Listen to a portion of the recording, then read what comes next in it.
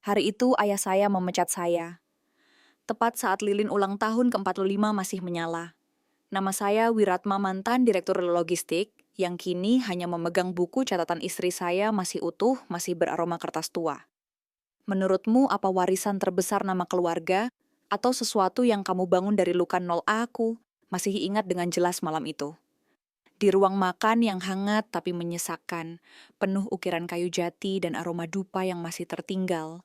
Dari jamuan investor siangnya, aku duduk di sisi kiri meja bundar panjang bersama sekar wanita yang kucintai, tapi juga wanita yang akan menjadi alasan aku kehilangan segalanya. Sekar mengenakan kebaya abu-abu sederhana. Rambutnya disanggul, wajahnya bersih tanpa riasan berlebihan. Ia tetap tenang, bahkan ketika ibuku hanya menyambut dengan senyuman canggung dan halim, ayahku bahkan tidak menoleh. Di hadapannya ada setumpuk dokumen berisi proyeksi ekspansi bisnis gourmet milik keluarga. Aku melihat sekilas nama Ardanta adikku terpampang besar di slide presentasi chef visioner penerus masa depan. Aku ingin memperkenalkan Skar, bukan hanya sebagai kekasihku, tapi sebagai seseorang yang punya mimpi. Bukan tentang glamor dan angka pasar, tapi tentang harga pangan yang adil dan sistem distribusi yang tidak timpang. Sekar sedang mengembangkan model koperasi pangan berbasis komunitas, kataku mencoba terdengar netral. Baru saat itu ayahku menatap. Pandangan itu dingin. Ia meletakkan garpu dan bersandar ke belakang menyilangkan tangan. Ayu Ningtyas, tanyanya. Aku mengangguk pelan. Sekar menunduk sebentar lalu kembali menatap lurus. Ayah mencibir. Anak dari Surya Ayu Ningtyas yang menggembosi kontrak sayur kami 5 tahun lalu, kau membawa dia ke meja ini. Suaranya tidak meninggi, tapi justru karena itu, ruangan terasa lebih sempit. Ardanta tetap tersenyum tipis sambil mengaduk wine-nya. Ibu menunduk memegang serbet di pangkuannya. Sekar tidak terlibat dalam urusan ayahnya, aku berusaha menjelaskan. Dia punya pendekatan sendiri. Kami ingin membangun sistem distribusi alternatif, bukan bersaing langsung. Bukan bersaing langsung, ayah mengulang sambil tertawa pendek. Kau tahu berapa banyak vendor kecil yang berhenti pasok ke kita karena iming-iming koperasi idealismemu. Aku terdiam. Sekar menoleh padaku, matanya bertanya, kita pergi sekarang atau tetap duduk? Aku tetap duduk. Saya tidak bisa melarang siapa engkau cintai, ujar ayah. Akhirnya nadanya melunak sejenak sebelum berubah lagi. Tapi kalau kau tetap dengan dia, jangan kembali ke rumah ini. Dan jangan bawa nama keluarga ke dalam proyek muluk-mulukmu. Sunyi. Hanya bunyi jam tua berdetak pelan dari dinding timur. Aku berdiri. Ku keluarkan dari saku jaspin kecil bertuliskan Vice President, Logistics, dan kartu akses yang selama ini kupakai sejak jadi eksekutif di perusahaan. Ku taruh di atas meja pelan tapi tegas. Meja itu dulu tempat kami main ular tangga waktu kecil, kini jadi medan perang diam. Ardanta berhenti mengaduk wine-nya. Kalau begitu, kataku, saya bukan lagi bagian dari perusahaan ini. Aku menatap ayahku. Wajah kami sejajar, garis rahang yang sama. Tatapan keras yang dulunya aku kagumi, kini hanya menyisakan luka. Tapi saya tetap anakmu, aku lanjut. Ayah menjawab cepat. Bukan, tak ada gemuruh, tak ada teriakan, tapi hatiku runtuh perlahan. Aku melangkah ke lorong melewati lukisan batik kuno yang dulu ibuku banggakan. Sekar berdiri di luar di depan pintu besar bercat coklat tua yang perlahan menutup sendiri. Tangannya dingin saat ku genggam, tapi genggamannya erat. Kami berjalan keluar dari rumah keluarga Sembada. Cahaya lampu gantung menerangi halaman depan, tapi entah kenapa, malam terasa lebih gelap dari biasanya. Aku tidak menoleh lagi. Di dalam tas kain sekar buku catatannya menyembul sedikit sampul biru muda yang mulai lusuh. Tapi selalu ia bawa kemanapun. Waktu itu aku belum tahu. Buku itu akan mengubah hidupku. Kami berjalan kaki menembus udara Surabaya yang lembab. Di kejauhan suara kereta malam samar-samar terdengar. Sekar tak berkata apa-apa, aku juga. Tapi genggamannya tetap sama. Tidak bertanya, tidak menuntut. Hanya menegaskan bahwa kami akan melangkah bersama meski tak tahu akan kemana. Kadang warisan tidak datang lewat surat wasiat atau saham. Kadang ia datang lewat kehilangan. Dan dari kehilangan itu kita mulai benar-benar hidup. Tidak mudah hidup tanpa nama keluarga, tapi lebih berat hidup tanpa martabat. Kalimat itu terus terngiang di kepalaku, terutama saat kami duduk bersila di lantai rumah kontrakan pertama kami, sebuah rumah kecil di ujung gang sempit Gresik, tempat air menggenang tiap kali hujan, datang lebih dari 1 jam. Hari itu, musim hujan akhir tahun 2015 baru saja dimulai. Kami baru selesai membersihkan lantai yang lembab, dan hanya ada 2 tikar bekas, 1 rice cooker tua, dan tumpukan kardus berisi pakaian dan berkas koperasi. Tak ada sofa, tak ada meja. Tapi di wajah Sekar aku melihat keteguhan yang justru membuatku merasa cukup. Kita harus bisa antar sayur segar ke rumah-rumah dalam 24 jam, katanya pagi itu sambil mencuci daun bayam. Kalau bisa, kita bisa kalahkan sistem tanpa harus perang. Aku hanya mengangguk. Jujur, aku bahkan belum paham apa itu cold chain logistik. Kami menamai ide itu Fresh Wira. Nama itu lahir dari paduan nama belakangku dan harapan kecil untuk hidup lebih segar, lebih jujur, lebih manusiawi. Modal kami hampir tidak ada. Aku menarik seluruh tabungan sisa gaji terakhir, cukup untuk sewa rumah selama setahun dan beli 1 kulkas bekas. Sekar menjual kalung emas peninggalan ibunya, lalu menghubungi 2 teman lamanya programmer lokal yang pernah ia kenal saat ikut pelatihan bisnis sosial di Jogja. Mereka setuju membantu buat sistem order sederhana, formulir pemesanan lewat WhatsApp yang langsung terhubung ke Google Sheets. Kami mulai dari 5 pelanggan. Semua ibu rumah tangga di sekitar gang. Setiap pagi Sekar ke pasar induk memilih sayur sendiri. Aku mengantar pakai motor pinjaman tas pendingin dari plastik es krim bekas, dan semangat yang kaku karena tubuhku belum terbiasa bangun jam 4 pagi. Hari-hari awal berat. Kami hemat dalam segala hal. Makan tempe hampir tiap malam, menanak nasi hanya sekali sehari, dan tak pernah menyalakan lampu lebih dari 2 ruangan sekaligus. Tapi kami juga tertawa lebih sering di bawah cahaya redup bohlam kuning dan bunyi tetes air dari keran bocor di dapur. Sekar mulai mencatat tiap malam. Di buku catatan kain biru mudanya, ia tulis segala hal jumlah pelanggan stok sawi, reaksi anak-anak pelanggan saat membuka tas sayur, bahkan status kehamilannya yang mulai menunjukkan garis samar. Ia tak pernah berkata langsung, tapi tiap coretan di buku itu seperti doa yang ditulis pelan-pelan. Aku sementara itu belajar soal cold chain. Baca artikel tanya pada penjual ikan, ikut forum daring. Aku mulai paham pentingnya suhu stabil, jenis pendingin, rute pengantaran. Tapi lebih dari itu, aku belajar jadi seseorang yang bertahan bukan karena dendam, tapi karena cinta. Suatu malam ketika hujan deras turun, dan listrik padam, kami makan mie instan sambil menyalakan lilin di meja makan kecil dari kayu bekas peti. Tagihan listrik dan air menumpuk di ujung meja dililit karet gelang. Sekar menggenggam tanganku. "Kamu masih yakin dengan ini?" tanyanya pelan. Aku menatapnya.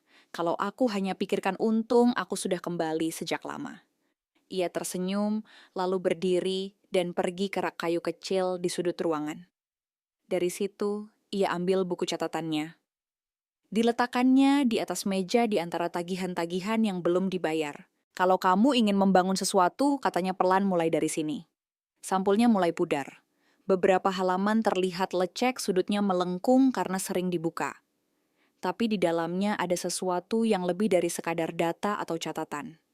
Ada mimpi, ada visi, ada cinta yang ingin diwujudkan tanpa amarah. Besok paginya aku membaca semuanya. Dan untuk pertama kalinya aku merasa tidak takut lagi. Bukan karena aku yakin akan sukses, tapi karena aku tahu kami berjalan di jalan yang benar, meskipun sempit, becek, dan sunyi. Malam itu teleponku bergetar. Satu pesan masuk dari pelanggan bernama Bu Lestari, sayurannya segar sekali. "Anak saya suka bayamnya. Terima kasih, Pak." Aku menunjukkannya pada Sekar. Ia tertawa kecil menatapku dengan mata yang agak basah. "Lihat," katanya, "kita belum menang, tapi kita sudah mulai." Dan langit Gresik malam itu meski mendung terasa lebih lapang dari biasanya. Dewi lahir saat hujan deras membasahi atap seng rumah kontrakan kami. Tapi di dalam semuanya terasa hangat. Tangisannya yang pertama terdengar seperti guntur kecil yang menandai pergantian musim dari lelah menjadi harapan. Tahun itu, 2016, rumah kami di Sidoarjo sudah sedikit lebih baik dari yang pertama. Sewa masih murah, tapi atapnya tak lagi bocor, dan kami punya dapur yang bisa digunakan tanpa harus menyeka air dari dinding. Pagi-pagi, aroma bubur bayi buatan Sekar memenuhi ruangan. Di pojok dapur ada kursi plastik tempat Dewi duduk sambil menggigiti sendok. Kami belum mapan tapi kami utuh. Freshwira berjalan perlahan. Beberapa pelanggan tetap banyak komplain, banyak belajar. Aku mulai bisa menjelaskan konsep cold chain dengan percaya diri. Sekar masih mencatat tiap malam halaman demi halaman, penuh ide pengeluaran impian. Suatu sore, suara ketukan pelan di pintu kayu kami terdengar. Di balik pintu berdiri seorang pria setengah baya, wajahnya teduh. Rambut peraknya rapi dan tangannya memegang kantong kain penuh sayuran hidroponik. Masih ingat saya, aku terpaku sesaat lalu tersenyum. Pak Surya, ia tertawa kecil masuk tanpa diminta dan langsung ke dapur menyerahkan hasil panennya pada Sekar yang sedang menyuapi Dewi. Ini dari teman di Batu, katanya. Segar dan tanpa pestisida. Sore itu kami makan malam sederhana bersama. Sup wortel nasi merah dan tempe goreng. Surya duduk di kursi rotan tua yang agak miring tapi ia tampak nyaman. Saat Dewi memegang jarinya, ia tersenyum lebar, lalu mengusap kepala cucunya yang masih bau minyak telon. Dulu ayah Sekar juga menolak saya, katanya pelan saat hanya kami berdua di ruang tamu. Tapi akhirnya kami bangun warung kecil di Jember jadi jaringan. Butuh waktu dan keteguhan. Aku hanya diam mendengarkan. Kata-katanya tidak menggurui, tapi menghujam perlahan seperti air yang meresap ke tanah kering. Kami berbincang sampai larut. Tentang koperasi, tentang harga panen, tentang distribusi yang adil, tentang bagaimana teknologi bisa memotong rantai tengkulak tanpa merusak relasi petani dan konsumen. Ia tidak memberiku saran. Tapi tiap kalimatnya seperti senter kecil dalam lorong panjang yang selama ini kujalani. Sekar tertidur di lantai sambil memangku Dewi. Lampu dapur masih menyala, cahaya kekuningan menari di dinding. Jam menunjukkan hampir tengah malam ketika Surya pamit. Ia tak membawa apapun, hanya meninggalkan sisa tawa dan aroma kuah sup yang masih tercium dari dapur. Aku akan ke Banyuwangi minggu depan, katanya. Kalau ada yang bisa dibantu tinggal kabari. Aku mengantar sampai teras. Hujan telah reda, udara basah. Di kejauhan suara jangkrik dan nyamuk bersahutan. Kami berjabat tangan. Ia tersenyum menepuk bahuku lalu berjalan pelan ke ujung gang. Saat aku menutup pintu dan hendak melepas sandal, sesuatu menarik perhatianku. Di dekat sepatuku terselip satu buku kecil bersampul abu-abu. Kulihat lebih dekat buku catatan tua dengan tulisan di halaman pertama. Kalau kamu jatuh ini bisa jadi sayap. Tak ada nama, tapi aku tahu itu dari dia. Aku membawanya masuk, duduk di meja kecil tempat tagihan air dan listrik menumpuk. Saat aku membuka halaman pertama, aku melihat skema sederhana, peta komunitas jalur logistik, dan satu kalimat yang digaris tebal. Kecepatan tidak selalu menang. Yang paling lama bertahan biasanya yang paling peduli. Keesokan harinya aku mulai membaca isi buku itu.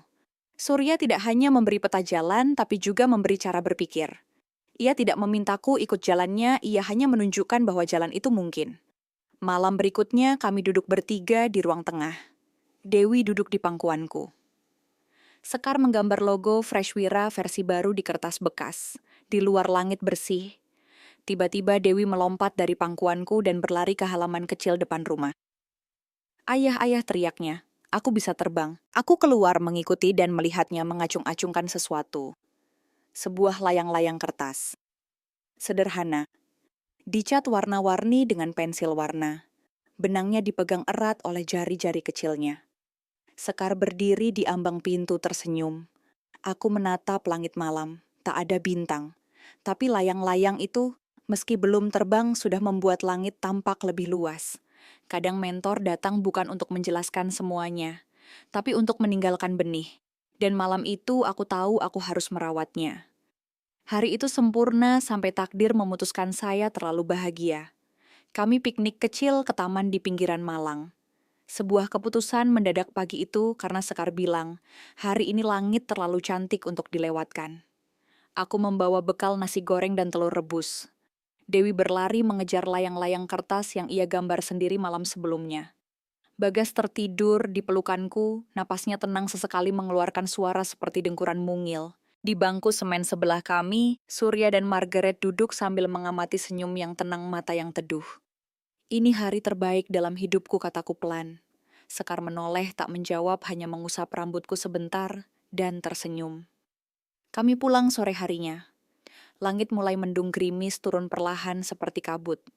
Di dalam mobil Dewi bernyanyi-nyanyi kecil, Bagas masih tidur. Sekar menoleh ke arahku, matanya tenang seperti biasa. Kalau aku tidak ada besok, katanya tiba-tiba. Aku mengernyit. Apa maksudmu? Kalau aku tidak ada besok, kamu harus teruskan ini ya. Apa yang sudah kita mulai. Aku menatapnya beberapa detik. Jangan bicara seperti itu. Ia hanya mengangkat bahu lalu menggenggam tanganku sebentar. Aku tak tahu kenapa, tapi aku tak membalas genggaman itu. Beberapa menit kemudian di kilometer 48 tol Malang-Surabaya semuanya berubah. Sebuah truk besar melaju dari arah berlawanan. Aku melihatnya hanya sepersekian detik sebelum ia menghantam sisi kiri mobil kami. Ada suara logam melengking, kaca pecah tubuh kami terpental lalu gelap. Ketika aku membuka mata, cahaya putih menyilaukan. Suara mesin berdesing pelan, aroma antiseptik menusuk. Aku tak bisa bergerak. Tangan kananku tergantung pada alat bantu, kakiku digips. Lalu suara sepatu pelan-pelan mendekat. Seorang dokter berdiri di samping ranjang. Pak Wiratma, saya mohon maaf, aku tidak mendengar sisanya. Hanya gemuruh, dunia seperti tenggelam ke dalam air. Beberapa menit kemudian Surya datang. Ia tidak berkata apa-apa. Hanya berdiri di sisi ranjang lalu memelukku pelan. Tubuhku tidak bisa bergerak tapi dadaku terasa seperti dibelah. Aku ingin berteriak, tapi hanya suara napas pendek yang keluar. Mereka... Surya mengangguk pelan. Seketika, aku menolak. Aku menolak semua itu. Aku meminta melihat jasad mereka. Mereka pasti salah. Pasti ada kekeliruan.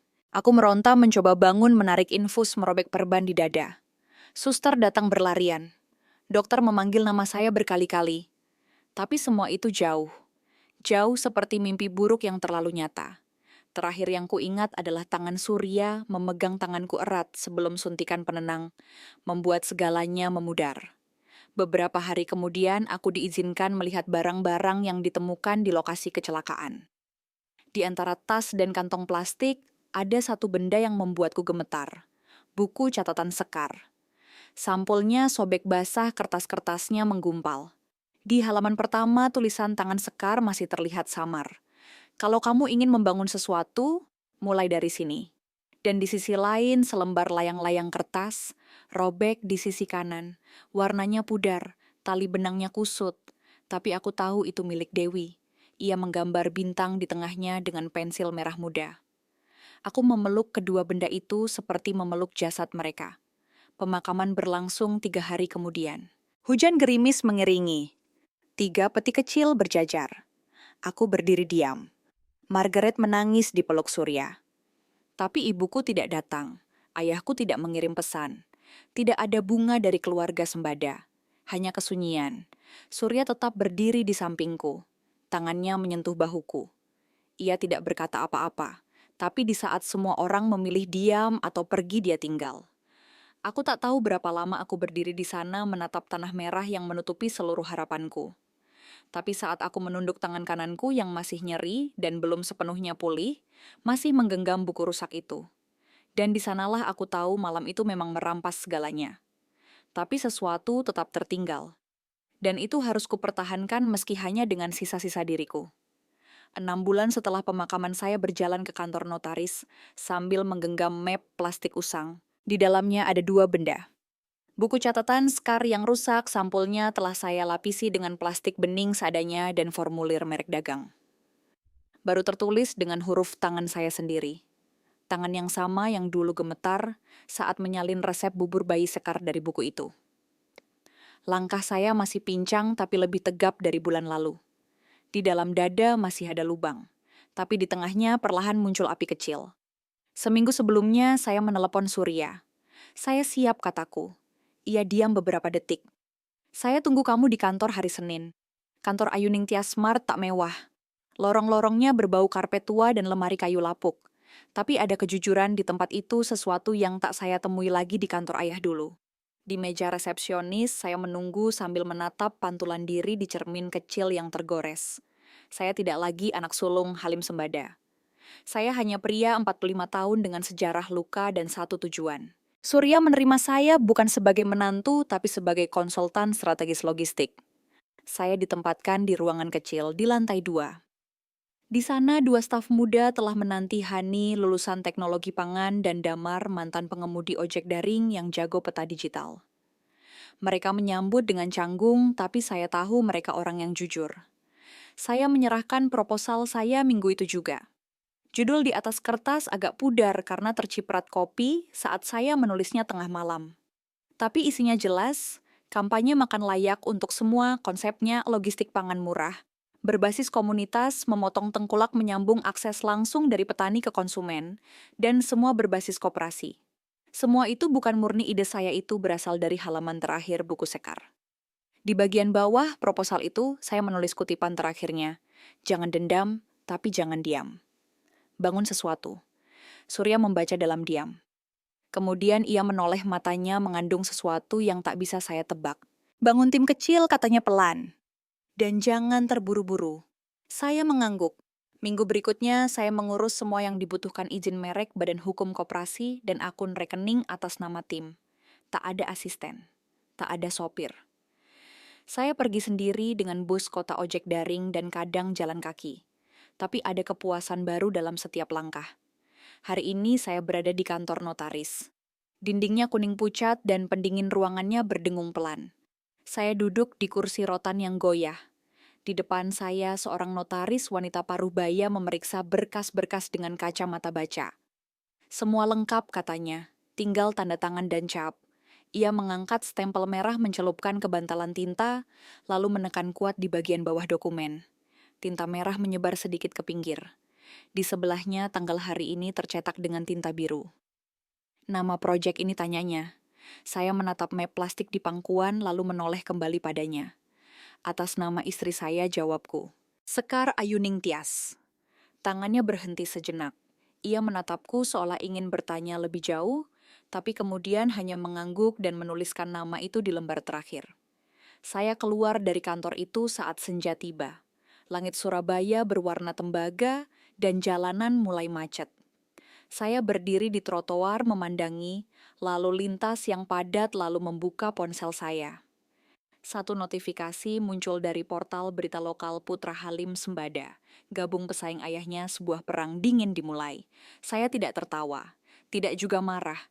Saya hanya menyimpan ponsel lalu berjalan ke halte bus, masih menggenggam map itu erat. Saya tidak datang untuk perang, tapi kalau mereka mengira ini perang, saya siap. Karena saya tidak sendiri. Sekar bersamaku dalam setiap lembar catatannya, dalam setiap gagasan, dan dalam setiap orang yang akan makan layak karena kampanye ini. Malam tiba perlahan. Saya duduk di bangku halte menunggu bus. Di sebelah saya seorang ibu tua, membawa keranjang berisi kangkung. Saya tersenyum padanya dan ia membalas dengan tatapan lelah tapi hangat. Saya tahu saya berada di tempat yang tepat. Ayah menggugat saya. Bukan sebagai anak, tapi sebagai musuh bisnis. Saya menerima surat undangan elektronik untuk Konferensi Nasional Retail 2022 yang diadakan di Grand Hall Sampoerna, Surabaya. Di daftar pembicara utama nama Halim Sembada terpampang tegas. Tapi di baris akhir, nyaris terselip nama saya tercantum sebagai perwakilan koperasi pangan komunitas. Surat itu tidak menyebutkan siapa yang mencalonkan saya, tapi saya tahu Surya pasti terlibat. Hari itu saya mengenakan jas biru tua yang sudah lama menggantung di lemari. Jas yang dulu saya pakai saat melamar, sekarang terasa sedikit sempit di dada. Entah karena waktu atau karena beban cerita yang saya bawa. Surya duduk di barisan belakang. Ia datang tanpa pengawal, hanya membawa notes kecil dan mata yang penuh kesiapan. Saya berjalan melewati lobi marmer yang dingin dan lampu gantung bergemerlapan membawa satu map plastik transparan yang mulai menguning. Ayah berbicara duluan di atas panggung. Ia tidak membaca teks. Nada bicaranya tetap lugas dan tajam.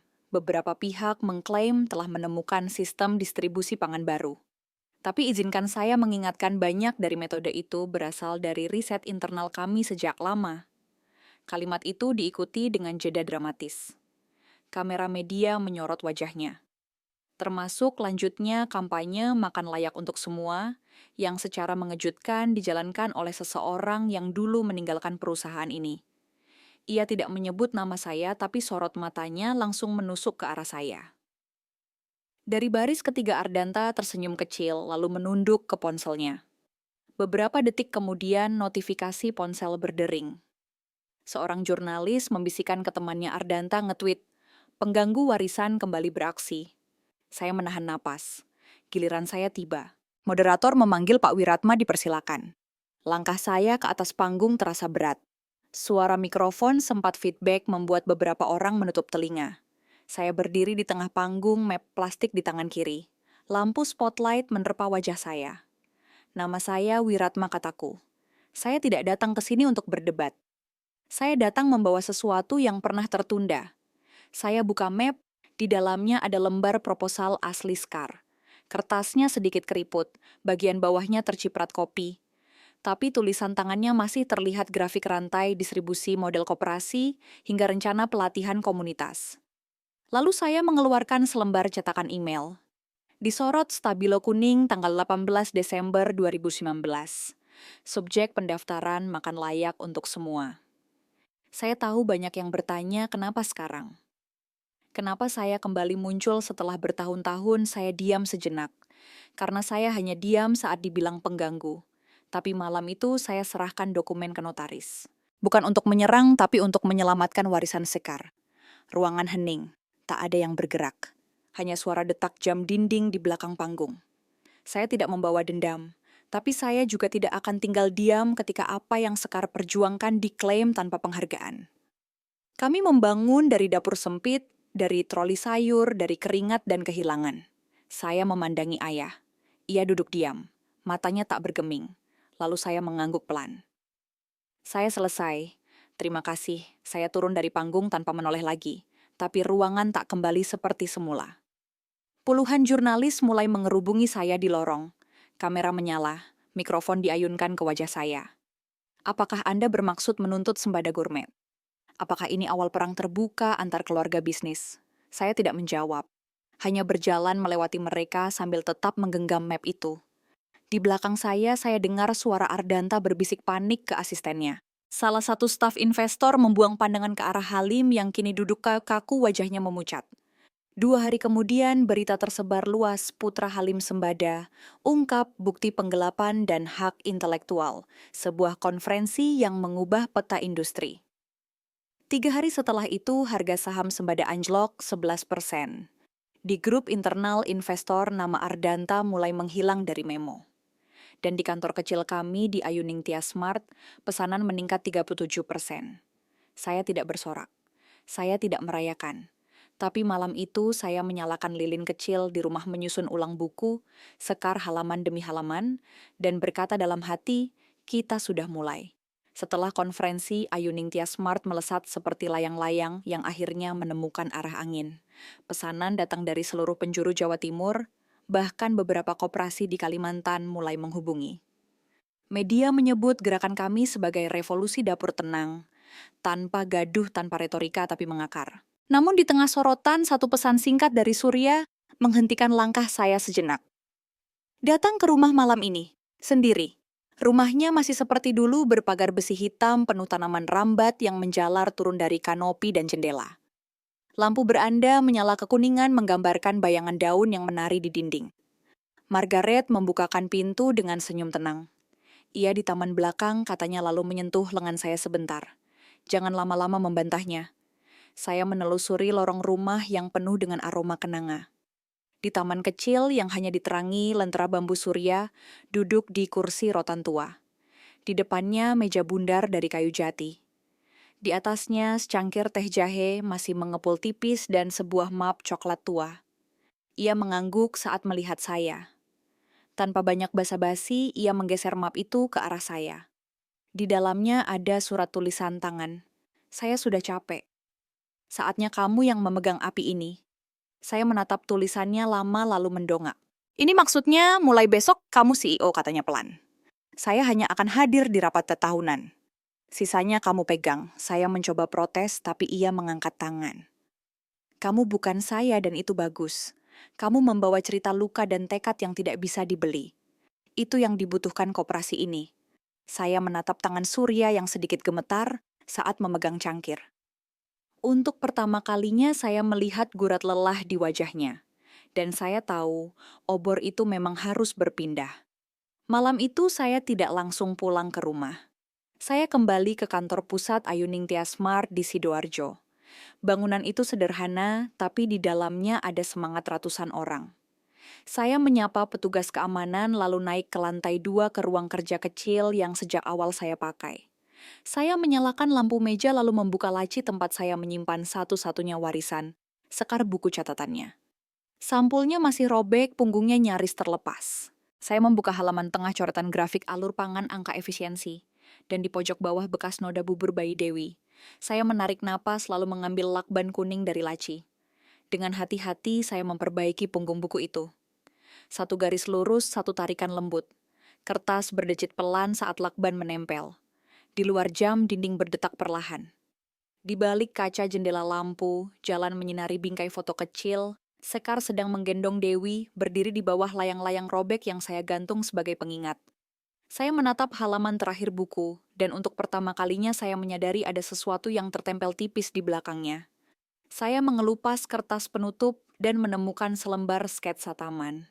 Ada denah bangku melingkar jalur kursi roda, dan di tengah papan tulis kayu bertuliskan pojok pangan bersama. Sekar rupanya pernah membayangkan taman komunitas.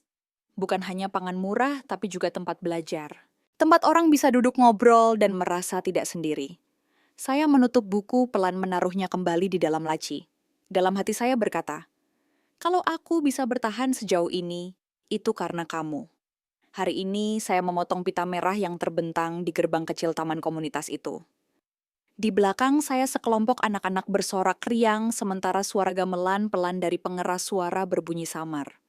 Di papan kayu sederhana yang baru dipasang, terukir dua kata hangat Taman Sekar. Taman ini bukan sekadar ruang hijau. Ini adalah napas, sebuah mimpi lama yang akhirnya berbentuk tanah benih dan tawa anak-anak. Aroma roti bakar dari warung sebelah mengambang di udara pagi. Ibu-ibu penggerak komunitas lalu lalang di sela petak tanaman, menata meja belajar menyiram sawi, menancapkan papan nama kecil bertuliskan bayam hijau atau kangkung curah. Sesekali mereka menyeka keringat dengan punggung tangan tapi wajah mereka cerah. Saya berdiri agak jauh membiarkan semua ini berjalan tanpa saya sebagai pusat. Di sudut kebun anak-anak SD sudah mulai memetik bayam pertama mereka. Salah satu dari mereka berambut ikal dan mengenakan seragam biru putih kusut berjongkok sambil tersenyum lebar memegang dua batang bayam dengan akar masih utuh. Di sampingnya seorang anak lain menggambar di buku sketsa kecil. Saya mendekat duduk di bangku kayu yang masih baru dipernis. Anak itu menggambar wortel besar dengan krayon oranye dan menuliskan di bawahnya, aku mau makan sehat seperti di rumah Sekar. Saya menelan ludah. Nafas saya tertahan sesaat. Anak itu menoleh dan bertanya polos. Pak Sekar itu siapa? Saya menatap langit sebentar matahari sudah mulai condong ke barat. Cahayanya menembus daun-daun pepaya yang bergerak tertiup angin sore.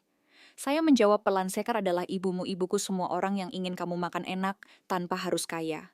Anak itu tersenyum dan melanjutkan warnanya. Ia menambahkan awan kecil di langit dan balon udara yang ditulisinya dengan huruf besar, makan bahagia. Di sisi lapangan rumput para jurnalis mulai memotret momen ini. Tapi saya tidak lagi merasa mereka penting. Saya berdiri lalu berjalan ke area belakang taman di mana dinding putih kecil berdiri dengan mural bunga-bunga dan satu kutipan bumi cukup untuk semua asal kita tidak serakah. Sekar Ayuning Tias.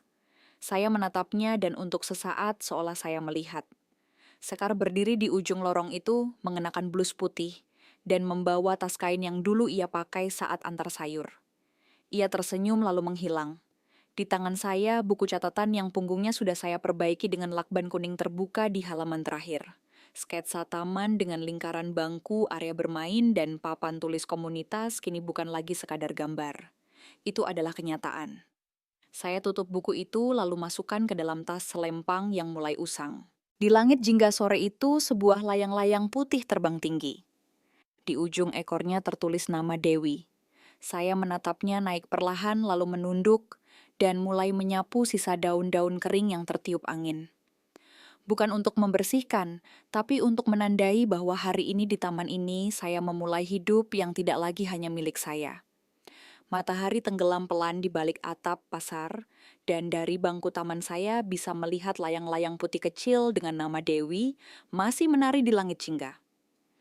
Di pangkuan saya, buku sekar yang sudah diperbaiki dengan lakban kuning terasa hangat bukan karena kertasnya, tapi karena maknanya.